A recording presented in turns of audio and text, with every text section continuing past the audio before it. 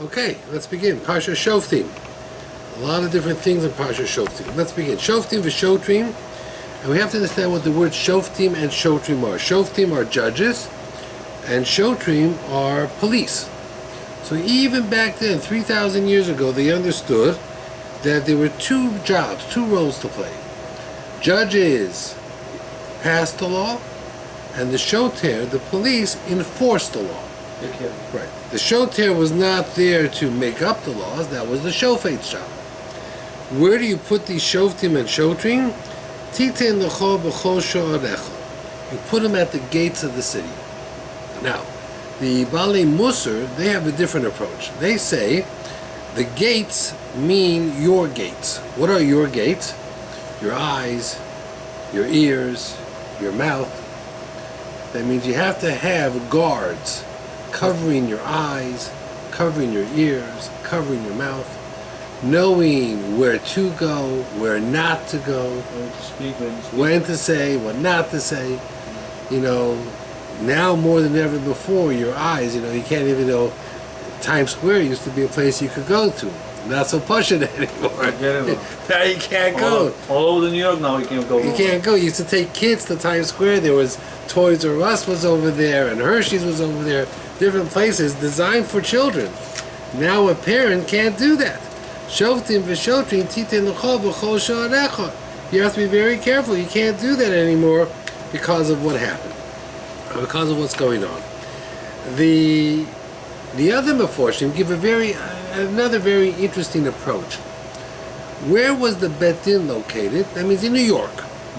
Where are the courts located? So here in Queens, you have by Kew Gardens. Yeah. On Queens Boulevard and Kew Gardens, you have the court, the criminal court. Yeah, on Shoftim Boulevard, you have family court. You have civil court, Supreme Court. Manhattan has theirs. Brooklyn has theirs. In the days of Chazal, in the days of Eretz Yisrael, you know where the shofet was? You know where the courts were? Right when you walked into the city, at the front gate. So if a stranger came into the city, the first thing he saw was a police station and the court. What was the message? In our town, be careful. Be careful. Don't play games. Not in our town. When you come to our town, act respectful, be honest, because the minute you walk in, right there, they clocked you in. It was like when you cross over the George Washington Bridge, right over there was a police station and there was a court. That was very interesting. Shoftim v'shotrim titen lecho b'chol sha'arecha. And then it says, Lo satem mishpat, lo sakir panim. Be very careful how you treat people, how you justify things. Lo sikach shochad, don't take bribes. So they bring down a story. Rabbi Kamenetsky, or Mordechai Kamenetsky brings down a story. He says that his wife's grandfather was a real Lithuanian Jew. We call that a Litvish Jew, a real Lithuanian Jew. And for most of his life, when he lived in America, he lived in Kentucky.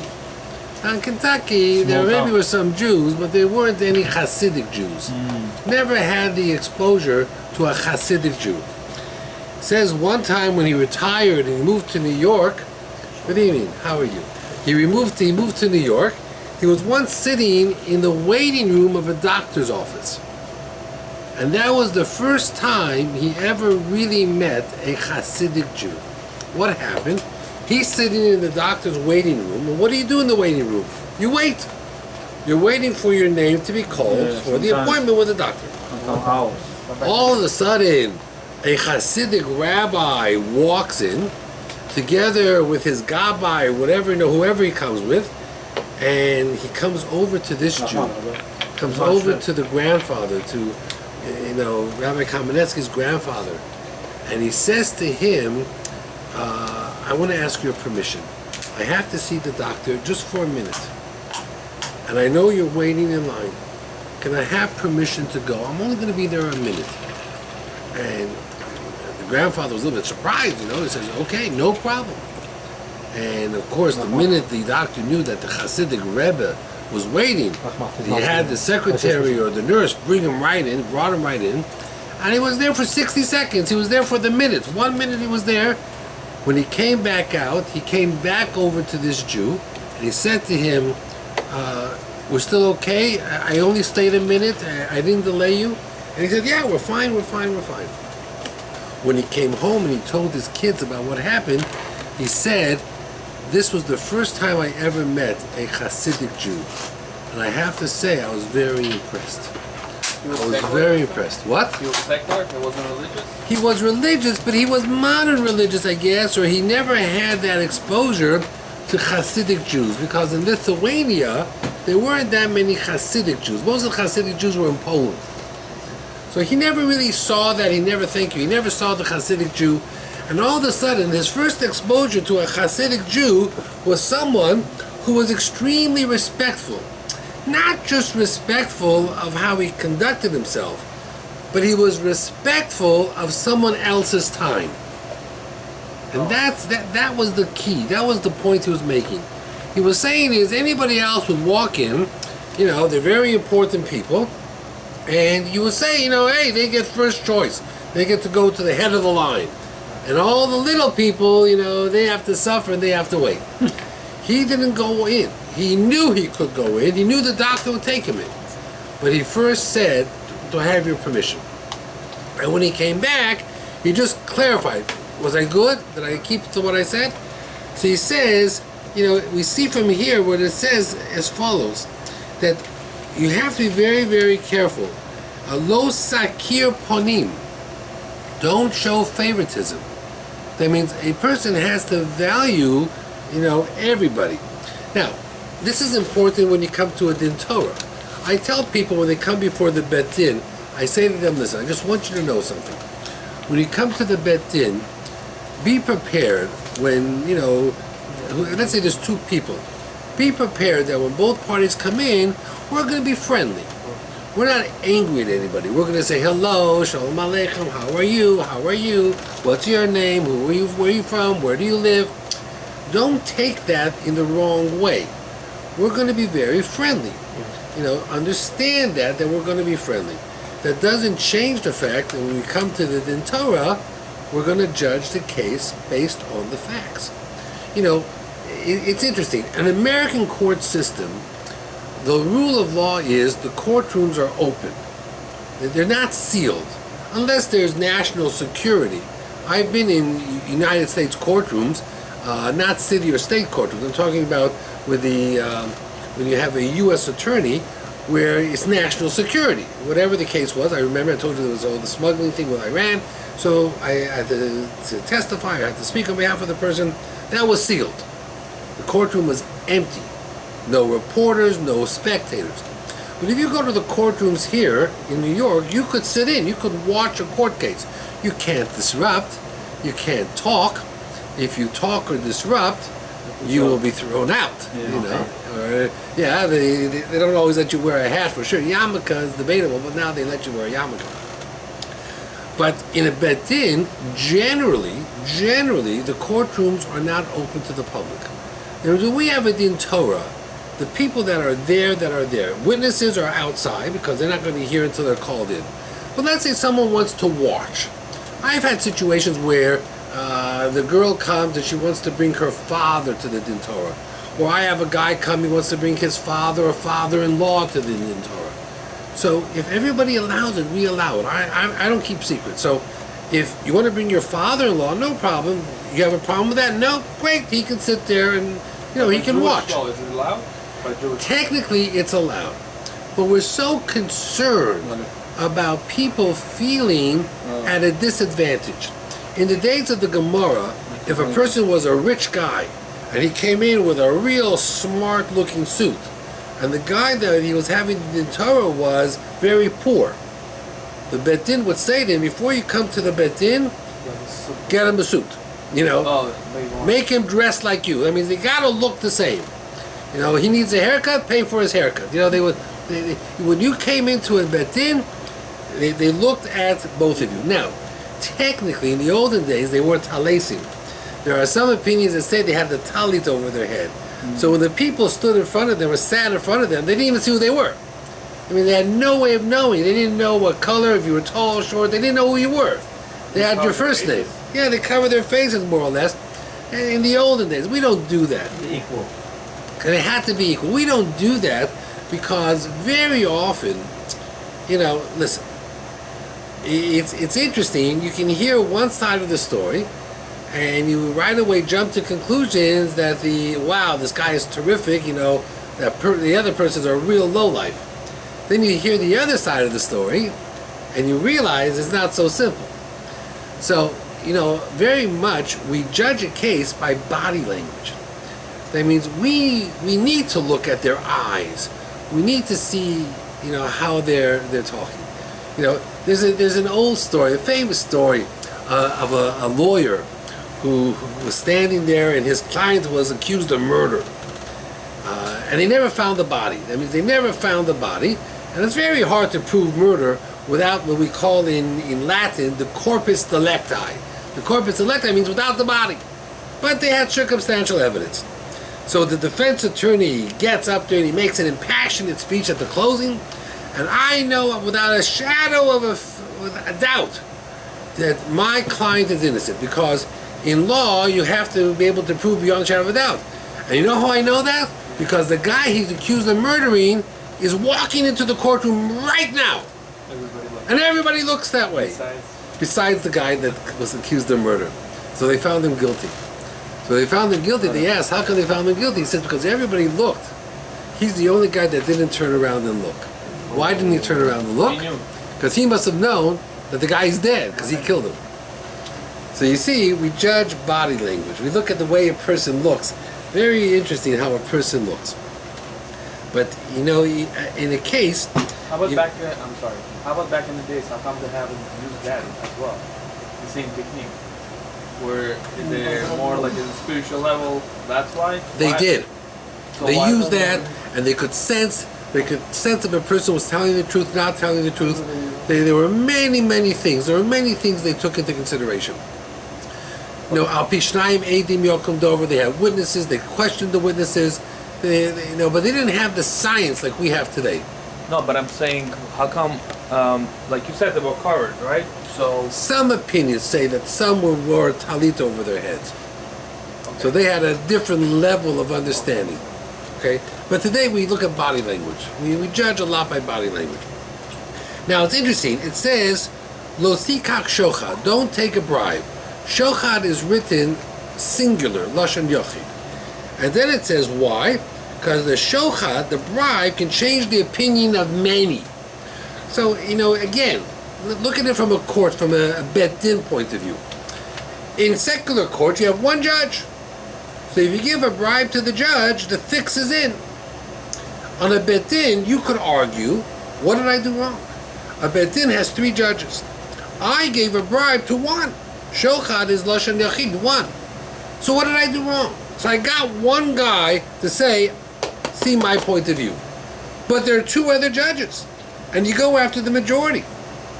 So why would you disqualify my case? What avera could I have done if I only bribed one? If I bribed 2, I hear you. If I bribe all 3, case closed. But if I only bribe one, what's the problem? There's still 2 that could vote against. Must be that if one of the judges turns to his 2 other judges and says, I think he's right, it carries so much weight that it could change the opinion of the 2 judges. That means you have to appreciate that the power of shochad is such that it can change the opinions of many, even though you only shochad one. I know, for example, there are many times I sit on a case and one of the judges turns to me, or involved with different rabbis, and one of the rabbis called me up and say, Rabbi Bryks, you have to get involved. You're the only one that can solve this case. You know what that is? Shochad. Because I know it's fake. He's complimenting you because he wants to make you feel powerful and feel important. And then, of course, he's going to be sitting there and he's going to voice an opinion. And he just gave you this big compliment. And how are you going to go against him? He just gave you this big compliment. Shochad does not necessarily mean money. By now I don't take money. But it's not just money. You can do a lot of damage with words. Complimenting a person, telling them how special they are, how important it is. You know, it works very much, you know, shocha means bribery. You know what bribery is? Oh, When you give cash okay. under the table. You understand how it could affect a court case very badly. See? And we do pay judges, because you pay your lawyers, but the judge is allowed to charge a fee for his time. But everybody has to pay. There are no favoritism. Then it says, very interesting, tzedek, tzedek, tirdov. Always do what's right. That means there's a famous story, there's a well-known story with Rebbe Yoshev, that a particular charity, a tzedakah organization, came to Rebbe Yoshev and they asked him for an endorsement. And Rabbi Yoshev says, it's a fine charity, I give you an endorsement, I'm going to write you a letter that I support your charity. So then they came to Rabbi Yoshev a few days later, they says, thank you for the letter, we want to take a picture. Okay, want to take a picture. So he thought, you want to take a picture with my letter, you know, I'm going to hold up my letter, you're going to take a picture with my letter. No. What did they do? They brought this big tzedakah box, this big pushka, with the name of the charity on it, you know, let's say the Bukharian Jewish Community Center, you know, like big tzedakah box. And then they gave Rebbe Yoshev 50 shekel note, and they says, we're going to take a picture, we want you to stick the 50 shekel note in and smile. As if, look, even Rebbe Yoshev gives 50 shekel to this community, this tzedakah. Rebbe Yoshev got furious. He says it's sheker, it's a lie. So they said it's a photo shot, you know, you endorse the organization, yes. Wait, we just can't take a picture of you holding a letter. It's the same thing, we're going to put a picture, you know, Kupat Ta'ir, they see these pictures in the newspaper, Kupat Ta'ir, this big tzedakah box, and all these rabbis are photoshopped in as if they gave money and they support Kupat Ta'ir. Everybody gonna give. Everybody going to give. Rebbe Yoshev was so angry, and he says it is deception. It's false. You want to say, I endorsed the tzedakah, no problem, I gave you a letter. You want to say, I support you, yes. You want to say, that I think you're a worthy charity, yes. But don't put 50 shekel in my hand, don't put me having a picture sticking the money in, it's not true. It's politics. It's politics, right? It's not true. What's the harm? It's not about harm. You know, it's not about harm or damage. It's about perception. It's about truth. You know, in court cases, very often people don't lie, but they don't tell me the truth. And I often tell them that. You say to a person, is today Monday? And they say to you, well, it's not Tuesday. I got you. Did I lie? No. I did not lie. Yes, Did I answer the question? No. Did I tell you the truth? No. You know, it's bizarre, right? It's bizarre. You know, it's about asking the right questions. And if you don't ask the right questions, now, you should understand something. In many decisions, and I write up decisions that are 10, 15 pages long, and many of my decisions have been taken to court, because if somebody's not happy, they run right away to the court. And I've had my decisions in the law review, I have decisions that I've been involved, the case I've been involved in the law review, I've had decisions that have been supported in court and backed by the judges. So I haven't worried about that. I'm never worried. If someone says, I want to go to court, I say, go. You know, because if I made a mistake, I'd be the first to want to know about it. And if I didn't make a mistake, I'm the first to want to make sure you know about it. So I don't care if you go to court. But it's about asking the questions. And very often, they give evidence.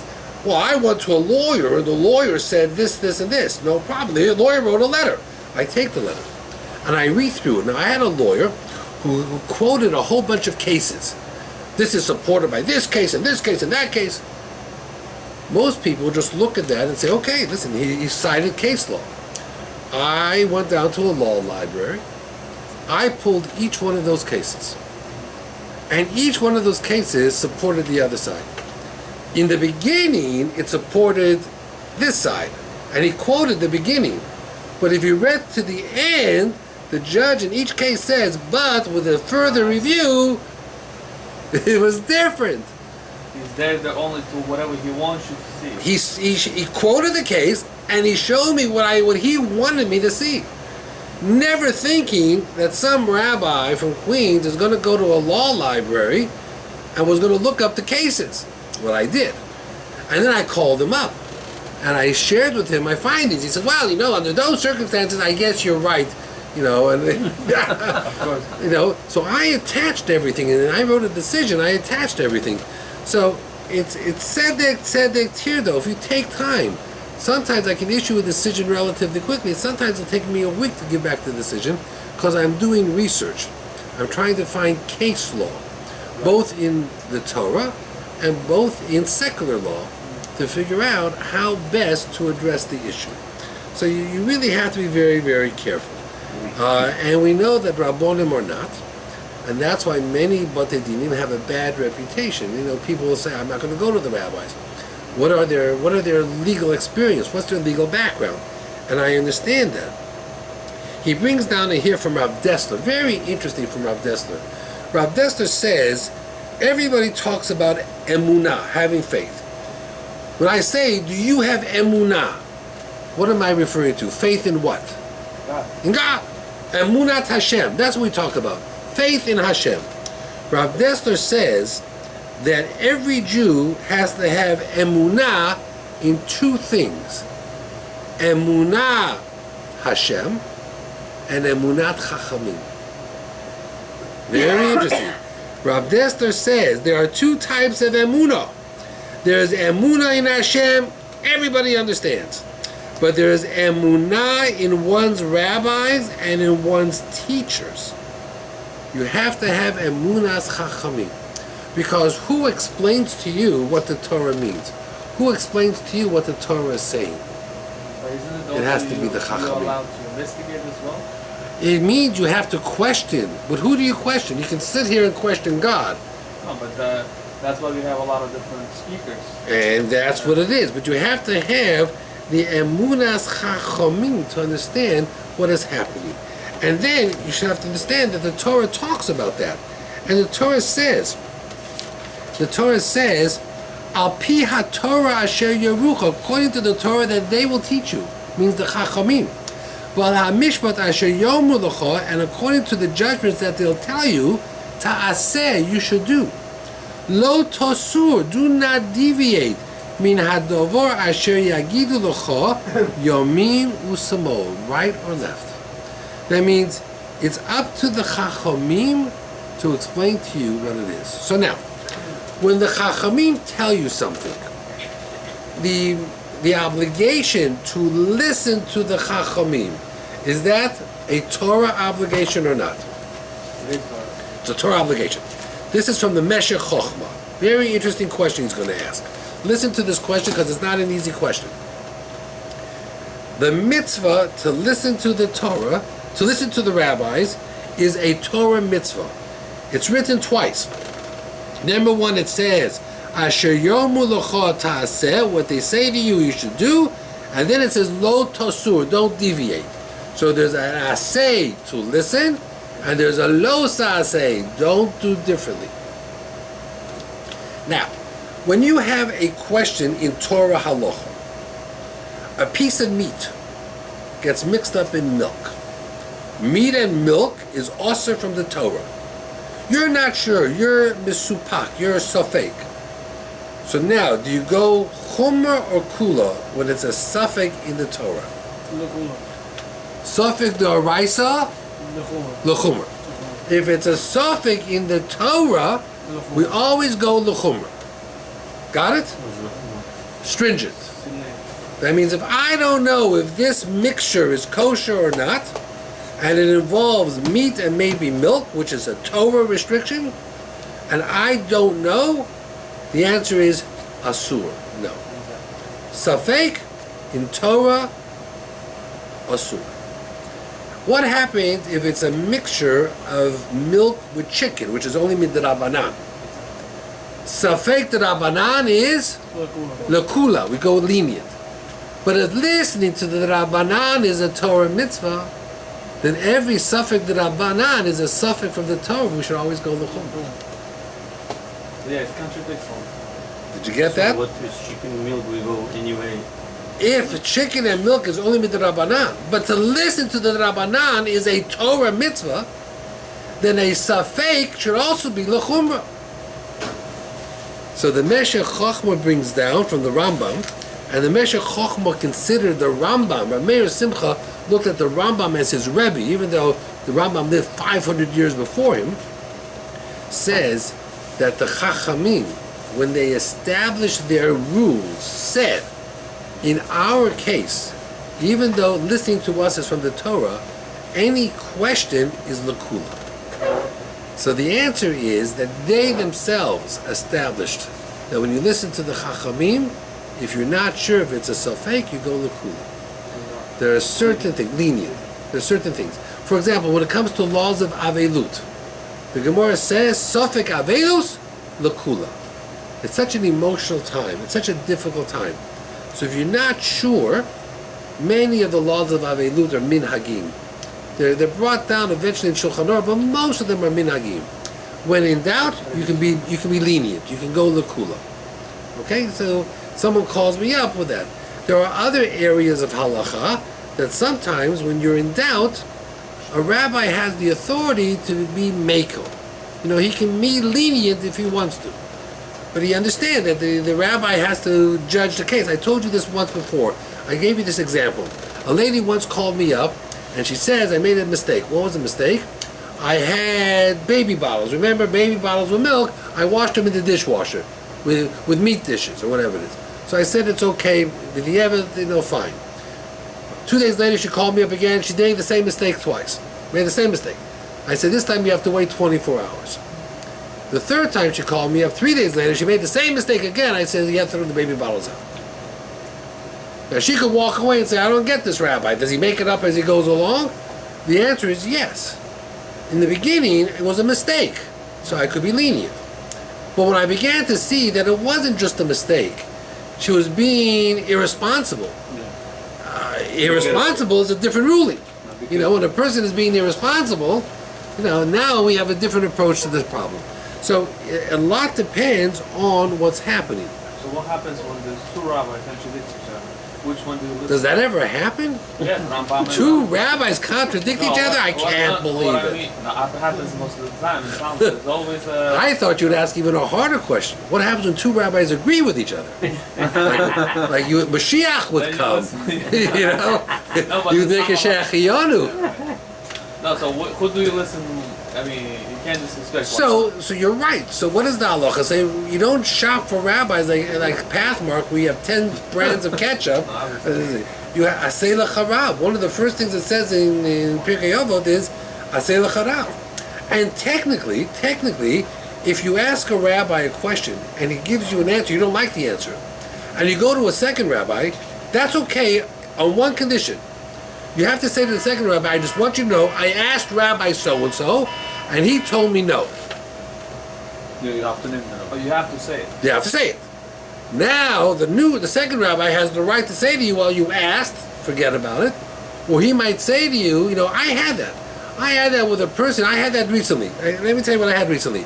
I told you this, I think last week, I'm not sure if I told it to you, if not, I'll tell it to you now. I did a get about a week ago, 2 weeks ago. And at the get was an Ashkenazi boy, rare, Ashkenazi, getting divorced, rare. An Ashkenazi boy, and at the get he was crying. He was crying. We brought over a box of tissues. Now, when the guy is crying, you stop, there's no, I can't say it's no mitzvah to divorce, because it is a mitzvah to divorce. Next week you're going to learn the mitzvah that it's one of the mitzvahs is if you're not happy you can get divorced. It's one of the mitzvahs in the Torah. It's not one of the mitzvahs we want to do, but it's a mitzvah. But the wife starts telling me, don't stop, don't give in, like she could see that I was, moved, 2 children involved.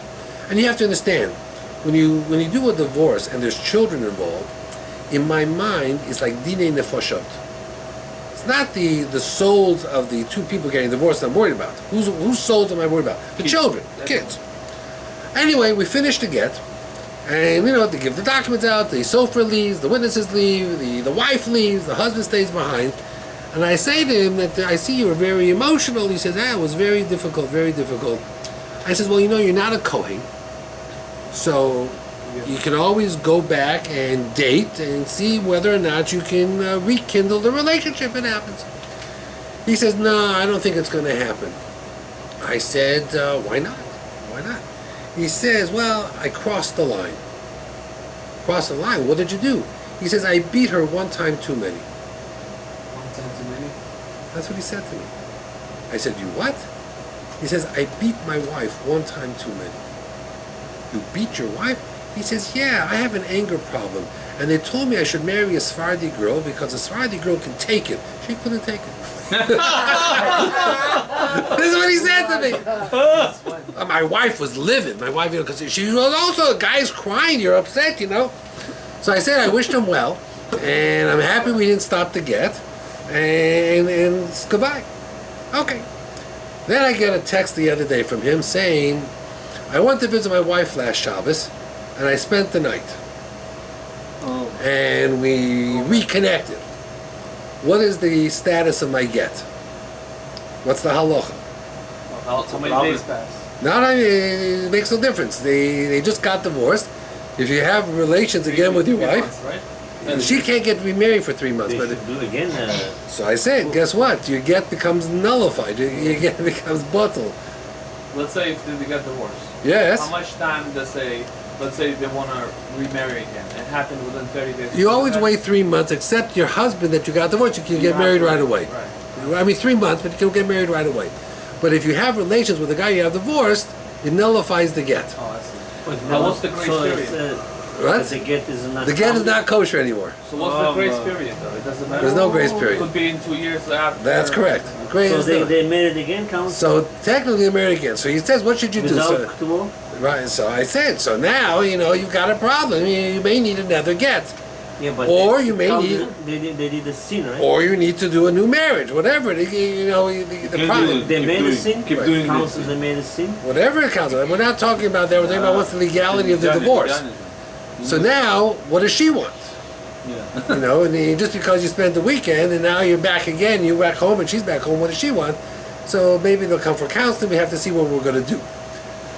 But, I remember I once got a phone call a while ago from some rabbi saying, if a wife and a husband have relations again, even after the get, there's nowhere that it's discussed in Shulchan Aruch. I said, well, excuse me, there's a whole chapter in Shulchan Aruch about it. And I gave him the chapter number. So when the guy called me up and said, but Rabbi, so-and-so says it's not even discussed in Shulchan Aruch, I said, well, most people don't learn Evano Ezer. I have.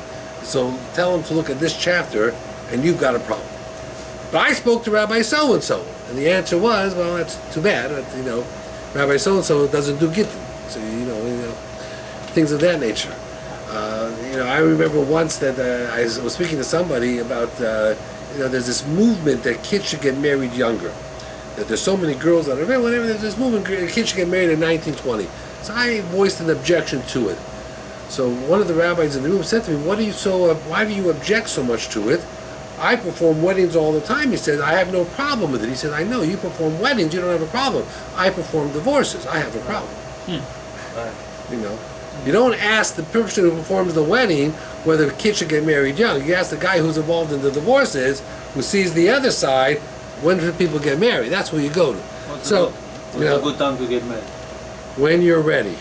Could be Get ready. married in 16, 17, I 18, have a 19, question. whatever. No, he never did. I didn't. Ah. Question. If the Kohen divorce and give the get, but then after a year or months or whatever, he want to marry to his wife, can he marry? No. That's it. Why? Because that's the halacha. The halacha is a Kohen cannot marry a divorced woman, even his own divorced wife. Wow. And in the days of the Gemara, they used to do a get for a Kohen called a get mekushar. They would write a line, and they would wait till it dried, and they would bend it over and sew it up, and they would write the next line. It took like 10 hours to write the get. Maybe they So should he should have time to think. 10 hours. change his mind, yeah. Maybe change Normally a get takes 25 minutes to half an hour, but by a Kohen. So when one party is a Kohen, we don't rush to do the get. When they call up to do the get, we meet with them, we talk to them, we make sure. Because without a doubt, Even they have a kids. even when they have a kids, without a doubt, we do not rush to do that. So what's gonna happen? Like I know a lot of Kohanim who cannot get married because they got divorced for Right. whatever reason, and for 10 years they can't get married. But Well, they can get married. They just don't. They can't find the right person. They can't find. Right, because they supposed to can't be marry a right. divorced woman. They can't marry a woman who has sexually acted maybe with someone not Jewish. Yeah, they have their. Not Jewish? Yeah, but If acted with a Jewish if a kid, woman, a single woman, let's say a balas tshuva, Right. during her college years, had a sexual relationship with a non-Jew, a Kohen cannot marry such a woman. Non-Jewish. She's But the considered a Jews are allowed. zona. She cannot be if married. with the Jew, He can marry her. A Kohen Gadol could not, but a regular Kohen could. But if she had a relationship with a non-Jew, Also, a Kohen cannot marry her. No, that's wrong. widow So- he can, right? What? Widow. A widow she can. So, many times, Kohanim, when they date, or when someone is setting up a Kohen, he always asks the question, is this girl that I'm going to go out with mutar to a Kohen?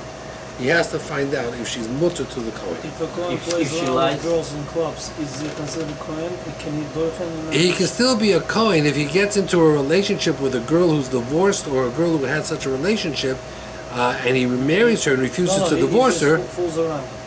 Well, He's today, considered a Kohen, alright. he surely is not the one I would use for a pigeon haben. You know? Well, yeah, but can he make a bracha? Well, it's a hard question to answer because if you're the rabbi of the shul and you want to make a stand on it, it's very hard to, you could make a stand and you could say, I'm sorry, I'm not going to let you be a Kohen under those circumstances, but it's a very, very hard thing to do. Embarrassing. Derech Shalom, you have to keep quiet. Al Darchei Shalom, you can surely see what you can do. So what happens to the Kohen, like he mentioned as well? The Kohen who actually got married to a remarried woman. Right? So they lost their status, right? Correct? Their children, and they lost their status as well? Correct. They're All of halal. them. They're Even though halalim. they're married. Correct. Really? Children lost. So then One second, hold it. It's children from the first marriage or from the second from marriage? first marriage. No. If the Kohen is married to a woman and has 5 children, Right. the children are Kohanim. If he divorces this wife, or this wife dies, and he marries a divorced woman, which violates halacha, it affects him, Right. but it doesn't affect his previous children. The let's new say- one, the newborn. The newborn children it would affect. the Israelim.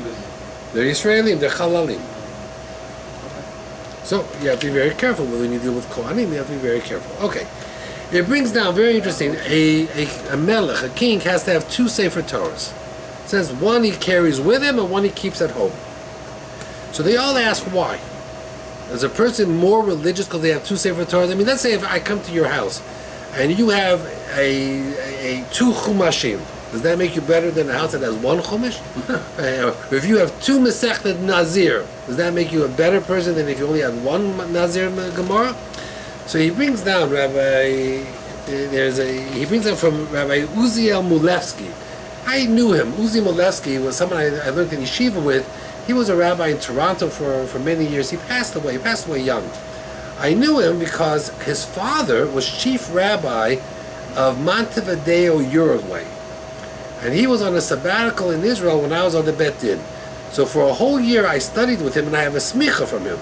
And he was teaching me Gittin laws, how to write French names and Spanish names and all these different names. So I used to enjoy my company with him, and eventually I got a smicha from his father. So I knew him, and he passed away. He said something very interesting. He says a king acts totally different in public and in private. In public, he's the king. So he walks around, and his word is law. If he wants to be mochel his kavod, if he wants to forgive his kavod, the halacha is no, he cannot do it. He's the king. In his private home, he doesn't sit at home and stamp the table and say to his wife, "Come running to me." He's a regular person.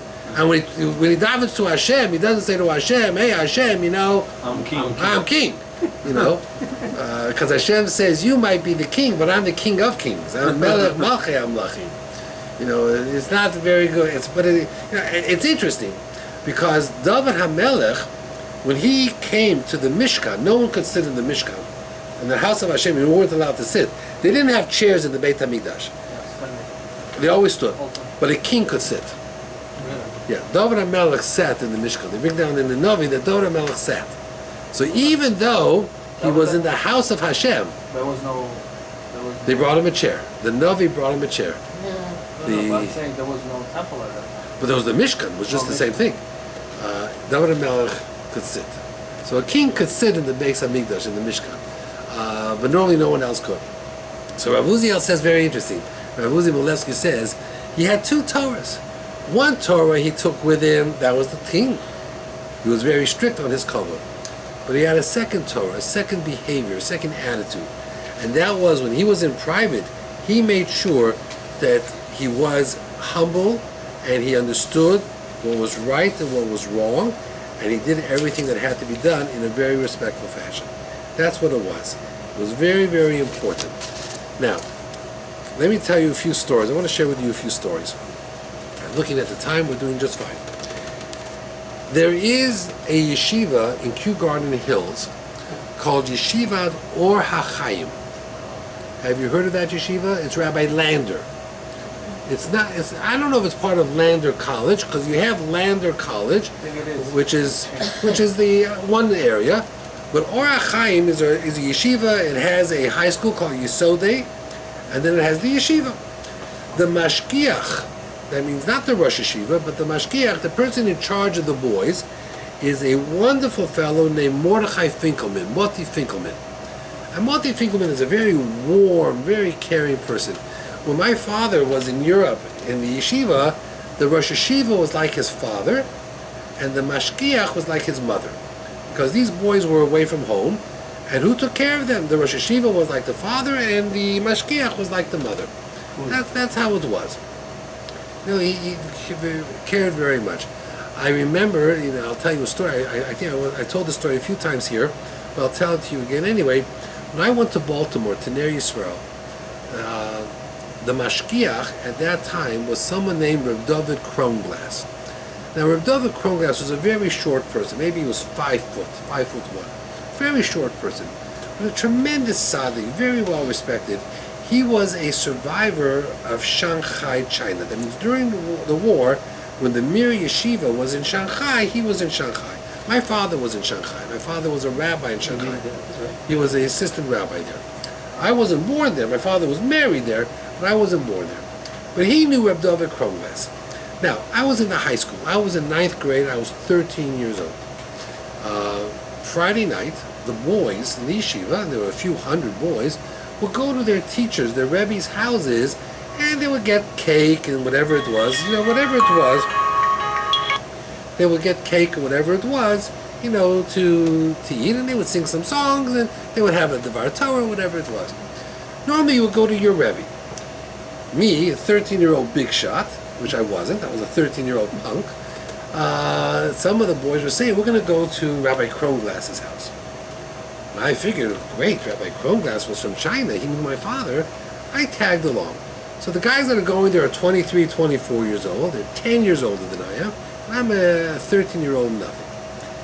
And I'm walking in, and of course, the minute I got into the house, and he was a very, very important person, I got very nervous, so I sat in the back hoping he wouldn't see me. And he was calling different boys and asking them, how you doing, what's going on, because he knew everybody. That was his job. His job was to know everybody in yeshiva. More the Beis Medrash than the high school, but all of a sudden, and I'm saying to myself, please don't call me, please don't call me, please don't even look at me. And nothing, he doesn't look at me, nothing. As everybody gets up to leave, I figure, wow, I dodged a bullet, I made it. And I get up with everybody else towards the front door, and all of a sudden he calls my name. And he says to me, that's not the way out. Okay, now, I know that's the front door, right? I'm within a foot of the front door, I'm this close to getting out. And I say, that's the door I walked in. So I assume it's the door you go out. Everybody else is going out that door. He says, that's not the way out for you. The way out for you is that door. And that was the door to the kitchen. So I said, the kitchen.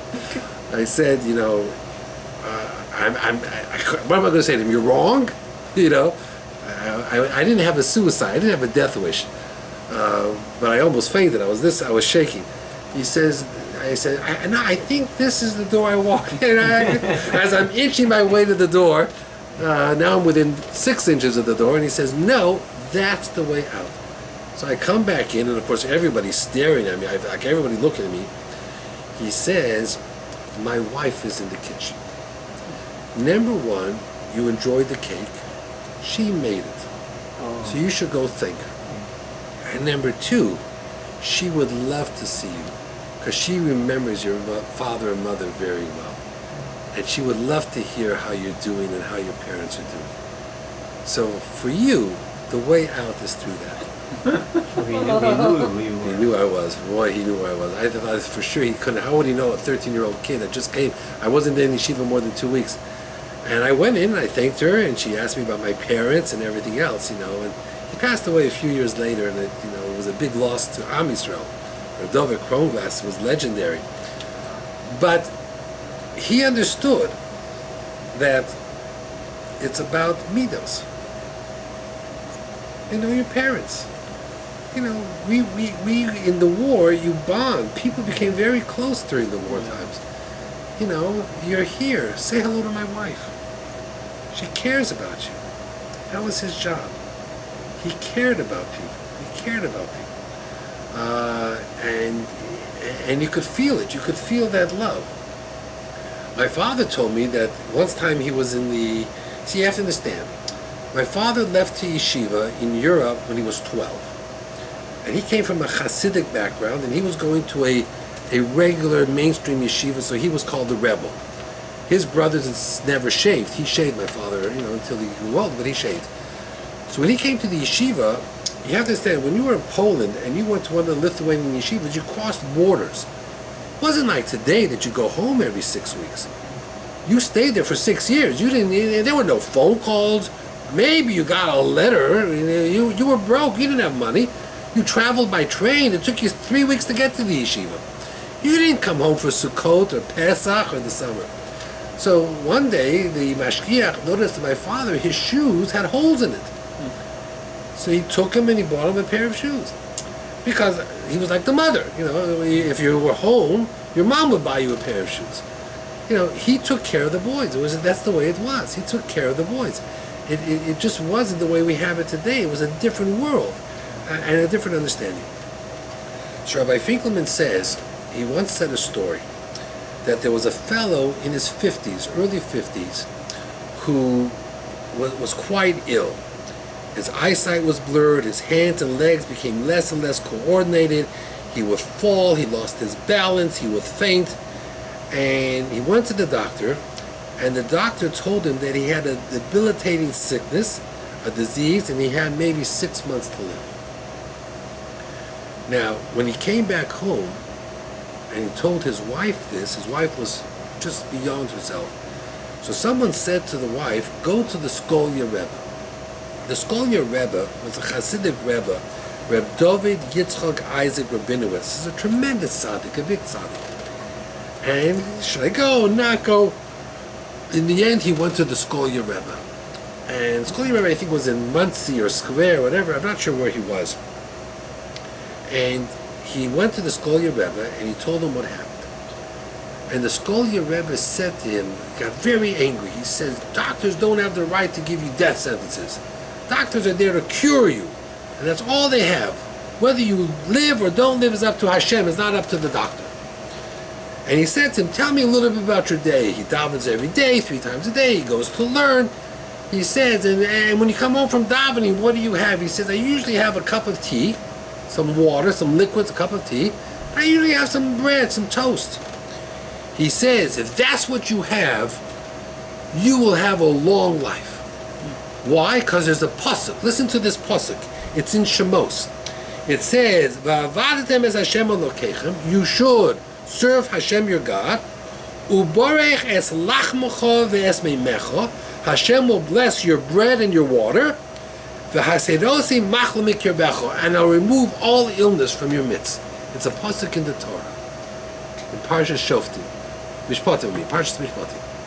So he says, according to the pasuk, if you serve Hashem, which means you daven, and you come home and you have some liquid, some tea, and bread, Hashem will take away all illness. So Rabbi Finkelman said, this man lived for another 35 years. And I never said, he said, who this man was. Why am I telling you today? Because he was speaking at his father's funeral. And he says, that man was my father. That's why I know the story to be true, because it happened to my father. And my father, who had 6 months to live, was blessed with another 35 years after the Rabbi gave him that bracha. So he talks about Shoftim v'Shotrim and the power of a person. He says you cannot believe the power of a person. I want to share with you 2 more stories, and then we'll call it a night. There's a camp in Pennsylvania called Dora Golding. It's a wonderful camp. There's a boys division, there's a girls division. It's a really wonderful camp. I know people that have gone there. I know campers that are there. I know the staff that are there. And I know the administrators very, very well. They invite every week or two a different gadol, a different Jewish leader to come speak. And one of them was the Nicholsburger Rebbe. And he was there in the summer of 2008. And he talked about V'yahavtas Hashem Elokecha, love Hashem with your heart, your soul, from Kriyat Shema. Love Hashem, V'yahavtas Hashem Elokecha. So he brings down a story from the 1500s. In Israel, in the 1500s, the country was run by Suleiman the Magnificent. He was a sultan from the Ottoman Empire. It was the Ottoman Greek Turkey Empire. Now you have to understand who Suleiman was. Suleiman had all these visions, and he was very sympathetic to the Jews. You may know this. I'm not going to tell you a story. He had nightmares that he was sleeping and he was being chased by lions, and the lions would eat him up, would devour him. So he went to one of the Chachamim at that time, and he asked him, what does the dream mean? So he says, lions have to be in cages. You're in charge of Jerusalem. The wall around Jerusalem is broken in 100 different places. Rebuild the wall around Jerusalem, and it will protect you from the lions. And he did.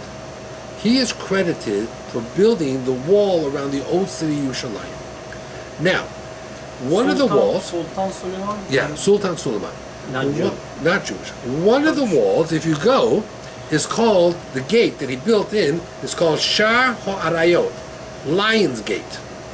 And you can look it up, go online, the gates of Jerusalem, one of the gates is called Lion's Gate. When was it? In the 1500s. And if you notice, here's the gate, and on either side of the gate, in the brickwork, are 2 lions. He put those lions there. Still there. You can see it today. It's what that's the gate. It's called. It's called. You can see the lions, and that's part of why the emblem of Jerusalem is a lion. If you notice, the symbol of the city of Jerusalem is a lion. Sultan Suleiman put those lions there when he built that gate called Lion's Gate, which was when he completed the wall around the city. A lot of it was there, but a lot of it was broken. Okay. One day, the story goes, this is what the Nicholsburger Rebbe says. One day, the story goes that he saw a wagon full of garbage. And this lady was bringing this wagon to Jerusalem, and she was dumping the garbage by one of the garbage heaps in Jerusalem. And he said to her, where are you from? And she says, I'm all the way up north. I'm from Akko. He says, from Akko? You schlepped garbage for 2 weeks to Jerusalem? Why are there no garbage dumps in Akko? You have to bring your garbage here? He says, I'm a descendant from the Roman Empire. My family was here from the days of the Romans. And the Caesar ordered garbage thrown in this spot. And since that time, we collect garbage, and every month or 2, we bring a wagon full of garbage, and we dump it on this spot. So, this is what the Nicholsburger Rebbe says. So, what did he do? He took gold coins and he threw it over the top of this garbage heap. And he said to people, there's gold here, there's gold here. And people from all over came running and digging and moving and digging and digging and moving and digging. And they revealed a wall. And according to the Nicholasburger Rebbe, that was the Western Wall. That's the Kotel HaMaravi. Yeah, actually. That he preserved it. That means the Romans destroyed the Beit HaMikdash, that wall survived, and somehow they couldn't destroy it. So they made a decree, throw your garbage here, let this wall be covered with garbage. And it was totally covered with garbage. You couldn't see the wall because of all the garbage. By the time they cleaned away the garbage looking for these gold coins, and every night he put a few more gold coins and kept them going, eventually what was left was the wall. And he says, the Nicholasburger Rebbe says, that in a short time the entire wall was unearthed and revealed, and that was the Western Wall, the Kotel HaMaravi. What year was that? 1500s. So it was the same time as well? Yeah, right around the same time. So what did he say, the Nicholasburger Rebbe? He says as follows, something very interesting. He says, every Jew, you say love Hashem your God. Now how can you tell someone love? Love is an emotion. He says the truth is, everybody has that love of Hashem. But sometimes your heart is covered with garbage. And you have to just dig it out. And if you slowly, if you dig it out, you dig out the garbage, eventually you'll reveal the wall, the Western Wall. You'll discover that inside of you is a Beit HaMikdash. And a love of Hashem. You just have to get rid of the garbage, he says. It's there, you just have to find it. Which gold do I have to throw in to get it out? Ah, that's a good question. The next story is for you. For you, the next story. Why? When I tell it to you, you'll understand why. I have a few minutes before I have to go and run out. There is someone by the name of Yitzchak Perlman. Who is Yitzchak Perlman? He is a concert violinist. He's famous, he's well known. Yitzchak Perlman. He's a violinist. He didn't write. He played the score in Schindler's List, and he won an Academy Award for it. And, Yitzchak Perlman is a concert violinist, well-known, world-renowned. He's an Israeli violinist, world-renowned. Steven Spielberg used him in Schindler's List. And if you look, you'll see the music, you'll recognize the music right away. It's a violin music that Yitzchak Perlman played. And at the Academy Awards, he played the music. Now, what you may not know about Yitzchak Perlman is when he was a little child, he had polio. Like the story. He had polio. So when he plays, he walks on stage. He doesn't go with a wheelchair. So he has these crutches. You know how these polio crutches are, and this braces. And he slowly works his way across the stage, and the place is quiet. He plays in front of thousands of people, and nobody says a sound. He walks across the stage. He sits down, puts his crutches down, takes off the clasps around his legs, puts one under the other, pulls out his violin, and he plays. World-class violinist, world famous. On November 18th, 1995, 20 years ago, he was playing in Avery Fisher Hall at Lincoln Center. Thousands of people. And you could see him walk across the stage, one slow, painful step at a time. It was an awesome sight, they said. You could see that he was in pain, but he had the courage to walk across the steps, take off his braces, sit down, and he started to play. And it was magnificent. It was magnificent. And then we heard in the hall a ping, and one of the strings on the violin snapped. And the whole place was silent. The orchestra stopped. There was nobody in the room spoke. Now, what's he going to do? He's going to put on his clasps. He's going to get up. He's going to walk off stage, either to get another violin or to get a string and walk back. Could be an hour, 45 minutes, an hour, back and forth. He stood there. He sat there for about a minute or two. And then he gave the conductor instructions to go on. and he continued playing with 3 strings. And it says that he was recomposing each symphonic piece in his head, one piece after the other, and he was back. He was building a sweat. And he completed the entire production with a 3-string violin, even though it was a 4-string production. And when he finished, you couldn't hear there was not a sound in the room. Everybody got up, standing ovation, applause everywhere. And it was like 10 minutes worth of applause. When they sat down, he went to the microphone and he said, he said, sometimes an artist has to figure out how much music he can still make with what he has left. And that's what he said. And the message is as follows. He says, sometimes in life, you're handed an instrument with 4 strings. Sometimes one of those strings break. What do you do when it breaks? You can give up. Or sometimes you have to see how much music you can make with 3 strings or 2 strings. Nobody's guaranteed a perfect life. Nobody's guaranteed a life without bumps. What you are guaranteed is that whatever happens, you have it within you to create the music with whatever you have left. Have a good night, everybody. That's what the story was for you.